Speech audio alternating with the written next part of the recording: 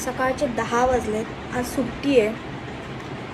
मला कस्टमर संडेला पण सोडत नाहीत, इतके कॉल करतात. म्हणजे तुम्हाला जर एखाद्याने मार्केटिंगवाल्याने फोन केला तर फोन कट करता किंवा तुम्ही त्याला काहीही बोलता किंवा काही फसवता आणि एक्सेट्रा एक्सेट्रा. म्हणजे मी काही सांगू नाही शकत. या टाईप्सच्या आयडिया वापरून तुम्ही त्यांना पळवता.